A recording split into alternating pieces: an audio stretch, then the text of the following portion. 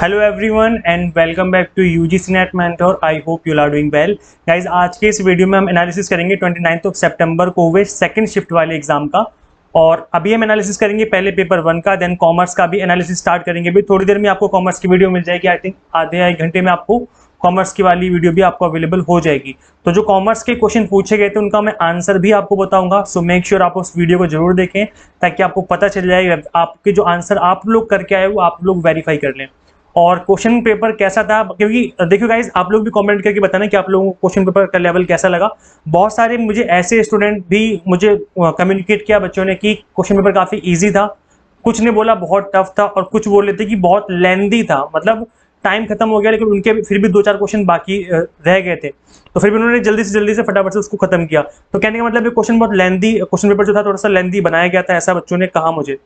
तो चलिए स्टार्ट करते हैं, फटाफट से डिस्कस करते हैं। तो गाइस पहला क्वेश्चन था इंटरनेशनल नेट न्यूट्रलिटी पे। अब गाइस ये इंटरनेशनल नेट न्यूट्रलिटी क्या होता है? गाइस इसका सिंपल मीनिंग ये होता है कि जब भी हम इंटरनेट की बात करते हैं तो उसमें चाहे किसी भी डिवाइस का आप यूज करें या चाहे आप रिच हैं या पुअर हैं, सभी को सेम क्वालिटी का कंटेंट डिलीवर करना चाहिए। ऐसा नहीं होना चाहिए कि अगर आप एप्पल आईफोन का लैपटॉप, उनकी मैकबुक यूज करते हैं तो आपको बहुत अच्छा कंटेंट दिखाया जाता है जब आप एक्सेस करते हैं इंटरनेट पे। और अगर आप एक छोटा मोटा लैपटॉप यूज करते हैं सेकंड हैंड तो आपको अच्छा कंटेंट नहीं मिलेगा, आप इंटरनेट को एक्सेस नहीं कर पाओगे। या अगर आप रिच हो तो ही अच्छा कंटेंट आप एक्सेस कर सकते हो, पुअर हो तो आप अच्छा कंटेंट एक्सेस नहीं कर सकते। या किसी भी तरह का डिस्क्रिमिनेशन अगर किया जाएगा ऑनलाइन तो इसका मतलब है कि वहां पर नेट न्यूट्रलिटी का जो है पालन नहीं किया जा रहा है। तो गाइस नेट न्यूट्रलिटी का क्या मतलब है कि यहाँ पर सभी को इक्वल एक्सेस है इंटरनेट को एक्सेस करने का, सभी तरह के रिसोर्सेज एक्सेस किए जा सकते हैं, इसका मतलब हो जाएगा ये सिंपल। तो ये क्वेश्चन बना था, आपके एग्जाम में पूछा गया था। इसके अलावा गाइस एक क्वेश्चन बना था आपका, सिंपल इंटरेस्ट गिवन था 1200 रुपए, टाइम गिवन था 4 साल का और रेट गिवन था 8% का, ये आपका अमाउंट गिवन था। फिर पूछा गया था what will be the simple interest, simple interest क्या होगा thrice of the principal amount. यहाँ इस केस में जो जो प्रिंसिपल अमाउंट होगा उसका थ्राइस मतलब 3 गुना अगर प्रिंसिपल अमाउंट कर दिया जाए तो उस केस में कितना सिंपल इंटरेस्ट बनेगा। रेट 6% होना चाहिए और टाइम 3 साल। तो पहले हमें इसकी हेल्प से हमें निकालना पड़ेगा, क्या निकालना पड़ेगा? प्रिंसिपल अमाउंट निकालना पड़ेगा, देन उसके बाद आप इसको आगे सॉल्व कर पाओगे। तो गाइस देखिए सिंपल सा क्वेश्चन पूछा था ये, देखो कितना इजी है। सिंपल इंटरेस्ट का फॉर्मूला क्या होता है? P into R into T upon में 100। भाई बच्चे बच्चे को पता है, बचपन से पता है ना, सबने पढ़ा हुआ ये। तो प्रिंसिपल अमाउंट हमें पता नहीं है, रेट आपको गिवन था 8% का और मल्टीप्लाई बाय टाइम कितना था? 4 साल का टाइम था, तो मल्टीप्लाई बाय 4 डिवाइड बाय 100 हो जाएगा ये, ठीक है। और इक्वल में क्या वैल्यू आएगी? सिंपल इंटरेस्ट कितना गिवन है? 1200, तो यहाँ पे आ जाएगा इक्वल में 1200। क्लियर हो गया? अब आप करेंगे क्रॉस मल्टीप्लाई करके सॉल्व, तो ये हो जाएगा आपका, मैं यहीं पे इसको यहीं पे डिवाइड कर देता हूँ, 4 3 12 होता है और 300 ये, और क्रॉस मल्टीप्लाई करेंगे तो कितना हो जाएगा? 300 और 00 और डिवाइड हो जाएगा 8 से, इक्वल में P that is principal amount, ठीक है। तो जब मैं 8 से डिवाइड करूंगा तो कितना हो जाएगा? 8 3 24 होता है, मतलब 60 हो जाएगा यहाँ पर। 8 7 56 होता है, फिर 8 5 40, 3750, this is the principal amount. ये आपका प्रिंसिपल अमाउंट निकल के आ गया। अब हम सॉल्व करेंगे अपने आंसर को, दैट इज कि इस प्रिंसिपल अमाउंट का थ्राइस अगर 3 गुना कर दिया जाए, रेट 6% 3 साल का हो, तो कितना सिंपल इंटरेस्ट बनेगा? ये क्वेश्चन था सिंपल। तो क्योंकि थ्राइस बोला गया था तो इसकी मल्टीप्लाई में 3 में करनी है। अब गाइस देखिए यहीं पे आपको चालाकी दिखानी होती है, दैट इज की आपको मल्टीप्लाई करनी नहीं है, आपको बस डायरेक्ट फॉर्मूले में पुट कर देना है। जैसे 3750 मल्टीप्लाई बाय 3, ये आपका प्रिंसिपल अमाउंट हो गया, इस फॉर्मूले में पुट कर रहे हैं हम। रेट कितना है? इस बार रेट है 6%, तो 6 से मल्टीप्लाई कर देंगे हम। और यहाँ पर टाइम कितना है? 3 साल का टाइम है, ठीक है, और डिवाइड कर देंगे हम 100 से, ठीक है। ये 3 है आपका। अब क्या करना है? 1 0 से 1 0 कट गया, 3 3 9 होता है, 9 6 54, ये हो गया 54।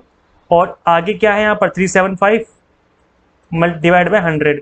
अब देखो 375 और मल्टीप्लाई बाय 54, मैं इसको ना अपने मोबाइल के कैलकुलेटर पे इसको जल्दी से मल्टीप्लाई करता हूँ। खैर वहां पे तो कैलकुलेटर अलाउड नहीं है, आपको कल करके देखना पड़ता है। तो 375 मल्टीप्लाई बाय मैं 54 कर रहा हूँ, तो ये आ रहा है 20,250। कितना आ रहा है? ये आ रहा है 20,250 आ रहा है। और डिवाइड कर देंगे हम किससे? 100 से, तो 0 से 0 कट गया। सॉरी गाइस नीचे 100 नहीं है क्योंकि यहाँ 1 0 कट गया ना, यहाँ पर केवल एक ही 0 बचेगा। तो यहाँ पर 1 0 से 1 0 कट गया, तो कितना बचा? 2025 बचा। सो आंसर क्या हो जाएगा? 2025। आई होप आपको समझ में आ गया होगा और आई थिंक आप लोग भी इसी आंसर को टिक करके आए होंगे। तो गाइज इस तरीके से इस क्वेश्चन को सॉल्व करना था, बहुत इजी क्वेश्चन था, एक तरीके से कह सकते हो कि कोई भी स्टूडेंट कर देगा ना। इसके बाद गाइस क्वेश्चन पूछा गया था कि जो टाइफाइड फीवर होता है वो किस की वजह से होता है। तो ये लाइफ थ्रेटनिंग इलनेस होती है, मतलब आपकी जान को खतरा हो सकता है अगर टाइम से इलाज नहीं कराओगे। ये होता है साल्मोनेला टाइफी बैक्टीरिया से होता है। तो क्वेश्चन में ये पूछा गया था कि बैक्टीरिया से होता है या वायरस से होता है या कुछ पूछा था, आई थिंक शायद फंगी वगैरह था, किससे होता है। तो ये 3-4 ऑप्शन गिवन थे जिसमें bacteria was the right answer. ये जो प्रॉब्लम है टाइफाइड की बैक्टीरिया की वजह से होती है। नेक्स्ट क्वेश्चन था major amount of general higher education goes from central government to which organization. जो हायर एजुकेशन का मैक्सिमम अमाउंट है वो गवर्नमेंट किसको देती है। तो सभी को पता है यूजीसी को देती है ना, तो यूजीसी फंडिंग करता है सभी यूनिवर्सिटीज की, तो इस वजह से इसका आंसर क्या हो जाएगा, यूजीसी। अब एक और इजी क्वेश्चन पूछा था। देखो गाइस कितना इजी क्वेश्चन है। ये पूछा गया था 3 numbers are in the ratio. 3 number जो है ये रेशियो में है 357, और ratio in the sum of these number is 975। तो व्हाट आर द नंबर्स। तो कभी भी ऐसा क्वेश्चन हो हमेशा इसको x में लेट कर लो। तो 3x plus 5x plus 7x is equal to कितना हो जाएगा, 975। अरे भाई बोलो 975 हो गया ना। इसको ऐड कर दो, 7 3 10 5 15, 15x हो गया इज इक्वल टू 975। तो 15 से डिवाइड कर दो कितना आएगा, 15 6 90 होता है, और 15 सत्ते 105 नहीं, 15 5 75। यार मैं भी टीचर हो गया फिर भी मैं पहाड़े में भूल जाता हूँ, कभी कभी गड़बड़ हो जाती है। हाँ तो आई थिंक इतना हुआ है ना। अब गाइस क्या करना है आपको, देखिए x की वैल्यू कितनी 65 है। अब आपको इन रेशियोज में मतलब इसमें आपको नंबर बताने थे कि क्या नंबर्स क्या होंगे। तो पहला नंबर आपका 3x हो जाएगा, दूसरा नंबर 5x, तीसरा नंबर क्या हो जाएगा 7x, है ना। x की वैल्यू पता है आपको 65, तो सिंपल मल्टीप्लाई करना था 65 65 65, ठीक है। तो 3 की मल्टीप्लाई 60 में 5 में करोगे तो नंबर आ जाएगा, इसकी मल्टीप्लाई करोगे तो नंबर आ जाएगा, इसकी मल्टीप्लाई करोगे तो नंबर आ जाएगा। तो गाइस जो नंबर्स आएंगे that will be the right answer. इस तरीके से इस क्वेश्चन को करना था गाइस। इस तरह का क्वेश्चन अगर आ जाए एग्जाम में तो समझ लेना चुटकियों का खेल 2 मिनट में हो जाएगा, मतलब 2 मिनट से भी कम में हो जाएगा, है ना। नेक्स्ट क्वेश्चन पूछा गया था पैरामीटर्स क्या NIRF में, that is national institution of ranking framework करके इसकी फुल फॉर्म होती है। इसको फुल फॉर्म याद कर लेना, 2015 में इसको मिनिस्ट्री ऑफ एजुकेशन एस्टैब्लिश किया था। तो ये रैंक देता है हमारे हायर इंस्टीट्यूशंस को, कॉलेजेस एंड यूनिवर्सिटीज को। तो गाइज ये रैंक जो देता है वो किस बेसिस पे देता है, तो ये 5 बातें हैं जिसके बेसिस पर रैंक दी जाती है। तो ये आपके एग्जाम डायरेक्ट एग्जाम में क्वेश्चन बना था गाइस, सेम क्वेश्चन पूछा गया था जो मैं बता रहा हूँ। ये स्टूडेंट्स ने बताया कि सर सेम क्वेश्चन पूछा गया था। So teaching and learning resources जो था ये एक पैरामीटर है जिसकी 30% की वेटेज होती है इनके रैंकिंग में। रिसर्च एंड प्रोफेशनल प्रैक्टिस 30% की वेटेज, ग्रेजुएशन आउटकम 20% की वेटेज, आउटरीच एंड इंक्लूसिविटी का मतलब होता है कि लोगों की कितने पहुंच में, मतलब ऐसा नहीं कि दूर दराज गांव में कॉलेज खुला हुआ है तो उसकी इतनी अच्छी रैंक नहीं होगी। आउटरीच का मतलब है कि लोग वहां पहुंचने में कितना सक्षम है, मतलब वहां पर कोई ट्रांसपोर्ट का साधन है या नहीं है। और इंक्लूसिविटी का मतलब है कि सभी को एडमिशन मिलता है नहीं मिलता, मतलब ऐसा तो नहीं कि सिर्फ गरीबों को मिल रहा है या सिर्फ अमीरों को मिल रहा है या एक पर्टिकुलर प्रजाति को मिल रहा है, मतलब एक पर्टिकुलर ग्रुप ऑफ पीपल को मिल रहा है, तो ऐसा तो नहीं होना चाहिए ना, सभी को एडमिशन मिलना चाहिए। तो इंक्लूसिविटी पे को भी चेक करते हैं और परसेप्शन भी देखा जाता है कि लोग क्या सोचते हैं इस तरह की कॉलेजेस को लेकर के। तो इसकी 10% की वेटेज है, 10% की इसकी, 20% की ग्रेजुएशन आउटकम की, मतलब ग्रेजुएशन में कितने बच्चे वहां से कितने पास आउट हो रहे हैं, और बाकी आपके सामने दिख रहा है। तो guys these are the 5 parameter. तो गाइस अच्छे से याद कर लो, इससे रिलेटेड क्वेश्चन आपके भी एग्जाम में बन सकता है। वैसे NIRF से रिलेटेड सब कुछ पढ़ लो इंपॉर्टेंट एग्जाम के लिए। नेक्स्ट क्वेश्चन पूछा था कि gross enrolment ratio at present 27% के आसपास चल रहा है और गवर्नमेंट टारगेट करी 2035 तक कितना हो जाए। जो आपका नेशनल एजुकेशन पॉलिसी आई थी 2020 में, कितना टारगेट कहने की बात की गई है। तो गाइस 50% की बात कही गई है। सो 50% is the right answer of this question, ठीक है। तो गाइस ये क्वेश्चन जो था आपके एग्जाम में पूछा गया था, आई होप आपको समझ में आ गया होगा। एक क्वेश्चन और था मैथ से पूछा गया था परसेंटेज से ऊपर, ये सेम क्वेश्चन मुझे मिल गया है डायरेक्टली। तो सक्सेसिव डिस्काउंट अगर दिया जाए किसी प्रोडक्ट पे 20% देन 15%, तो सेलिंग प्राइस 3060 रुपए बन जाता है। What is the mark price. तो इसका मार्क प्राइस क्या होगा। तो ऐसे देखिए जब भी सक्सेसिव डिस्काउंट की बात कही जाए, मैंने इसको अपने क्रैश कोर्स में सेम टू सेम क्वेश्चन करवाया हुआ है, मतलब यहाँ तक डिजिट तक सेम है, 20% 15% same to same exact question करवाया हुआ, बस ये वाली वैल्यू अलग थी मेरे क्रैश कोर्स में। नहीं तो मैंने ये चीजें सब कुछ सेम टू सेम करवा रखी स्टूडेंट्स को। जब मैंने परसेंटेज वाला जो टॉपिक करवाया था उसमें मैंने हर तरह से चीजों को एक्सप्लेन कर रखा है कि किस किस तरह के क्वेश्चन बन सकते हैं एग्जाम में। तो क्रैश कोर्स जिसने ज्वाइन किया था या फिर जिन्होंने किया था तो डायरेक्ट क्वेश्चन वहां से बना था, डेफिनेटली वो करके आए होंगे। गाइस देखिए 20% पहले डिस्काउंट दिया जाता है, तो इस तरह के क्वेश्चन में हमेशा लेट कर लो कि लेट जो अमाउंट है वो 100 होगा। पहले 20% डिस्काउंट दोगे तो 20% डिस्काउंट देने में कितना बचेगा, 80 रुपए बचेंगे। फिर 15% का और डिस्काउंट दोगे तो 15% डिस्काउंट दोगे तो किसका दोगे 15%, 80 रुपए का 15%, तो कितना बचेगा यहाँ पर डिस्काउंट देने के बाद कितना बचेगा, ये बचेगा आपका 68, है ना, क्योंकि 15 8 120 होता है ना, तो मतलब 12% के आसपास। समझ रहे हो नहीं समझ रहे भाई? 80 का अगर मैं 15% निकालूं, 15% निकालूं तो कितना निकल के आएगा? 15 के 120 होता है, जीरो जीरो कट गया, मतलब 12 और, है ना। तो पहले 100 में से 20 माइनस होंगे तो कितना बचेगा? 80, फिर उसमें से 12 और माइनस हो जाएगा तो कितना बचेगा? 68%।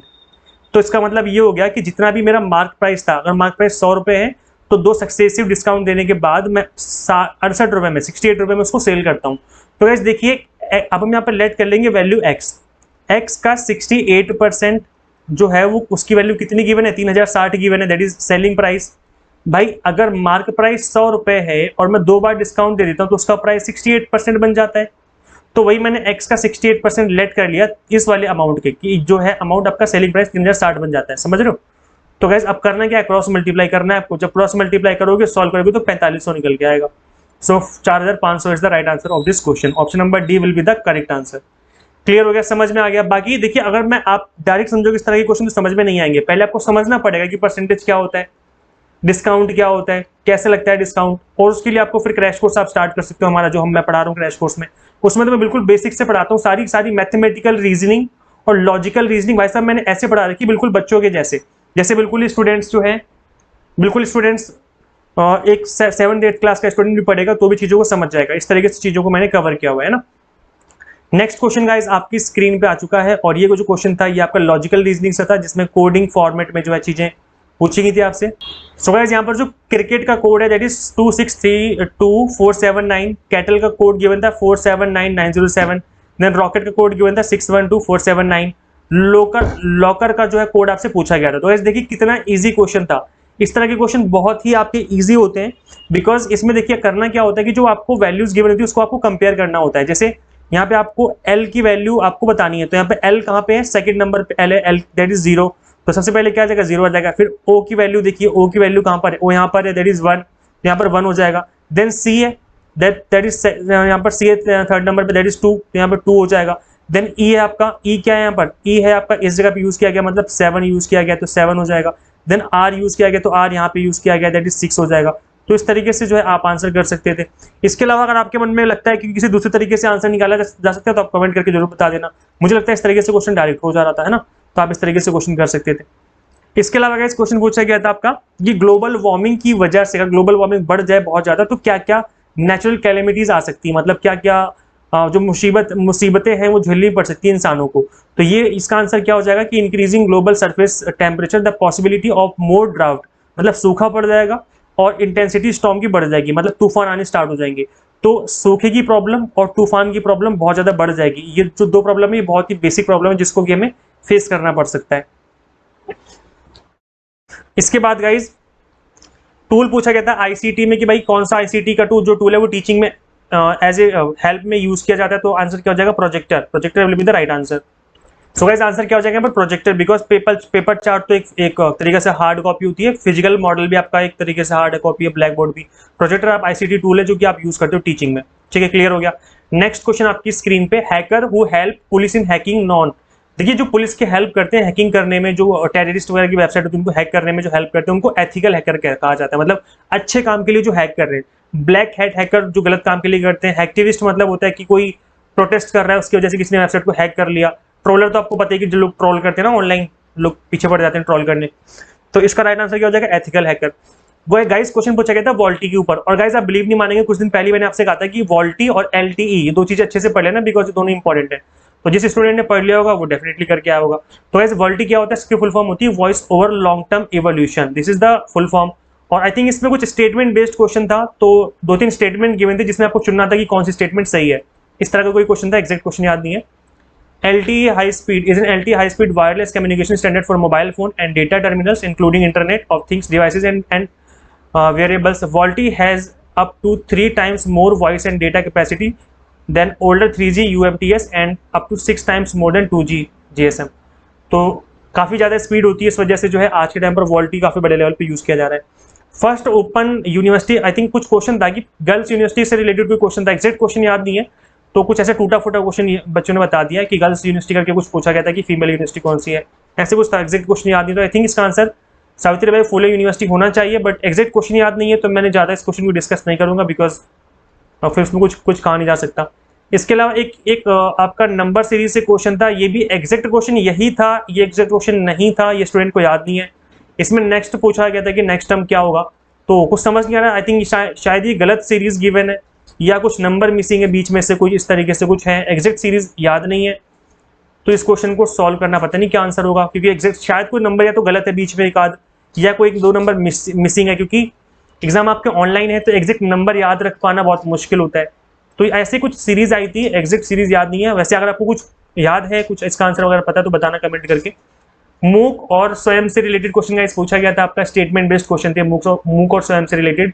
तो मूक और स्वयं तो हमेशा से इंपॉर्टेंट रहा है।